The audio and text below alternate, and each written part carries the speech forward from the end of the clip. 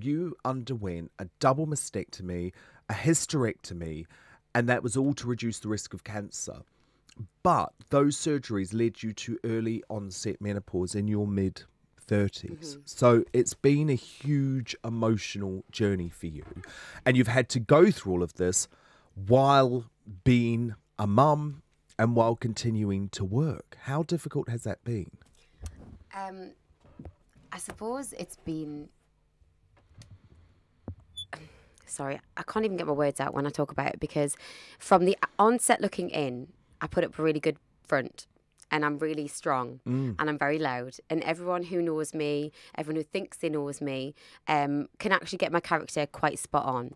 But inside I'm crumbling and it's not been easy. And I still haven't found my answer. So when I went through these preventative surgeries, I found that I was getting approached by lots of women and men saying, oh my God, I can't believe you're so strong. How do you get up in the morning? How do you deal with everything? How do you still look so good? That kind of thing. And I'm thinking, I'm not dealing with it. I can't get up in the morning. I don't look good. I'm screaming at my kids. I'm probably treating my husband, the way that I should not be treating him, and he's still standing by me. I'm neglecting my friends, my work, my relationship, my kids, and the list would go on. So I thought, if I can't be honest about what I'm going through, then how can somebody at home going through the same thing realise that what they're going through is normal too? And that's why I wrote the book. Do you think for you it was down to menopause and dealing with that, or do you think it was the psychological impact of the surgeries that you had to have, and the fact that also you were giving up on your dream of becoming a mum again potentially too? That's a really good question. I've never actually been asked that, because usually the question is, so how does menopause affect you? How do you feel in menopause? But you're right, that how do I legislate what the difference is between what I'm going through in menopause and how psychologically the surgeries has affected me, because you're right, I can no longer bear children. It's a bit of a fine line, and I don't know the answer. I think that it's probably a bit of both. It's really hard to digest that I voluntarily went through these operations without actually being sick, without actually having cancer. So I suppose anyone looking in, I was very lucky. Of course, I've been lucky to eradicate the chance of cancer. But am I lucky?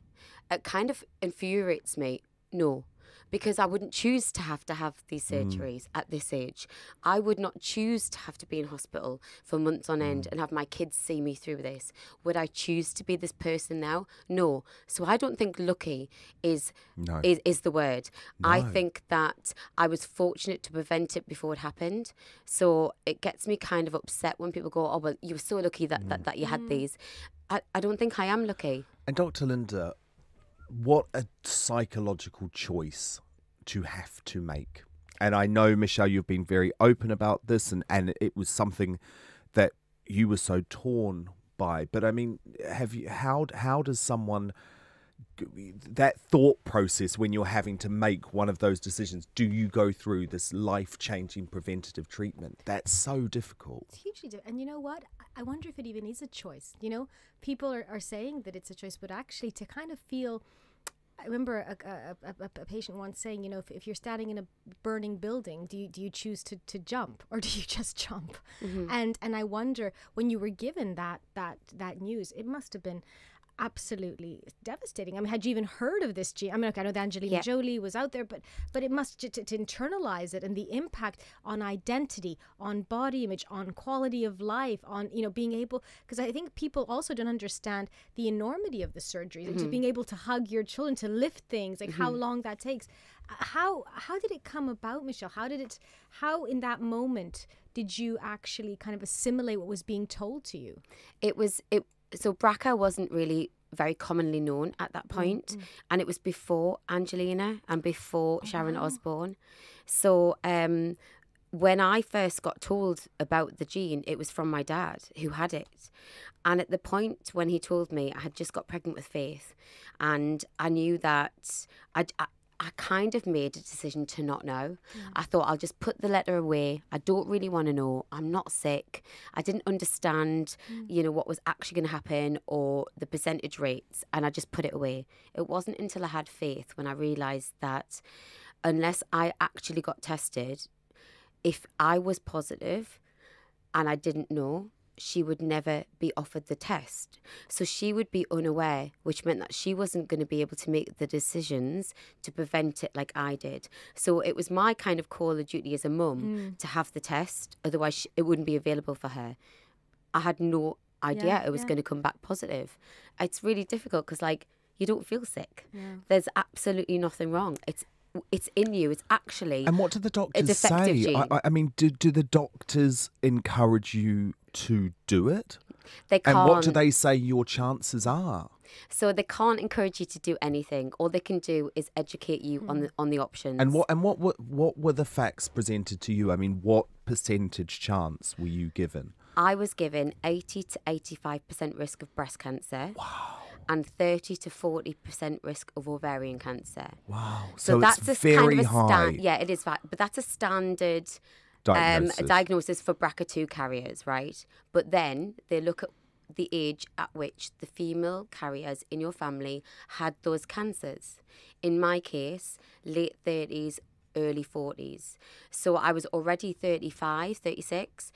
And so they said to me, without obviously trying to egg me on to make any decisions, so if you did get these cancers, it would probably be sooner rather than later. So with that information, how do you not have the treatment? How do you not get rid of what you need to get rid of? Absolutely. I couldn't even... So for you, it felt totally inevitable. 100%. I mean, the double mastectomy reconstruction was a no-brainer. It was just done in my mind. That was it. Did it, got on with it. I wasn't really that connected with my boobs anyway. Like I had lost a bit of weight in my time, so they were not that attractive anyway. It was fine. It wasn't easy. I didn't actually anticipate the recovery. And you're right, when you were talking about picking up my kids, Faith was only 6 months old. It was very difficult. Hysterectomy is a different ballgame. I really didn't anticipate the aftermath. I knew I was going to hit early menopause, but I didn't really fathom it into everything. My goal was just to have the operation and get over it and recover from the operation. Menopause should have been something that I thought about more, and that's another reason why I wanted to write the book. So, I mean, look, as a man, all of this is so foreign to me. So just take me through the absolute basics. Like, you go into early menopause, what does that actually mean? Like, what changes for you? So, it's not that you wake up and you're different. You don't wake up and think, wow, that feels odd, or it's not like that. In menopause, you are then lacking two different hormones that your body naturally produces, estrogen and testosterone. In early menopause, it happens maybe 10 to 15 years, depending on the time, earlier than your body naturally goes into menopause. So that's very early. So my body should be secreting these hormones. Without them, I'll age quicker, tired quicker. There's lots of different things like osteoporosis, headaches, getting hairy, not feeling like a woman, lack of sex drive. I mean, the list goes on. So then which are all normal things in menopause, but you get them so much earlier. Yes, exactly. Now, not everybody suffers from every single thing. The list goes on, for like pages. Everybody suffers differently. But then you get given HRT. I was going to say, you're given medication to supplement, right? However, I still have to argue, most of the HRT that is given to us by male doctors. And they're like, that'll sort you out. There you go. There's a bit of estrogen. How can anybody tell you what your body naturally secretes with those? But this is what I was listening to you speak. It just gets me very angry. Do you feel supported, Michelle? Like, where are you at with it now? Do you see someone regularly? What's the regime? I don't at the moment, and I regret not taking that up as an option earlier on, because when you go through something like this, or as traumatic as any surgeries, you don't want to upset your loved ones. You don't want to keep bringing it up. You don't want to tell your husband how you really feel, because you can see that he's hurting and he wants to help and there's nothing that he can do. You don't want to tell your mum because she's blaming my dad for giving me the gene. You don't want to tell you don't want to tell your dad because he's blaming himself for giving me. It's just this is one of the key questions, I think, isn't it, that we're talking about this hour. How do you stay mentally strong? And one of the things that is so hard is that you're trying to protect everyone around you, whereas in fact, you probably need to crumble a bit Yep. so they can pile in. But if you're the type of person who you are and you're trying to look after them all, then they're not there necessarily to provide the support Yeah. to you because they don't know that you're crumbling. Exactly. You need to show up for you, because if you don't, this is not going to go somewhere good, right? And the sooner that we do this, the easier it becomes. Why is that so difficult? I see you kind of finding it really hard to tell me what's going on for you now. Sorry. No. I think that sorry.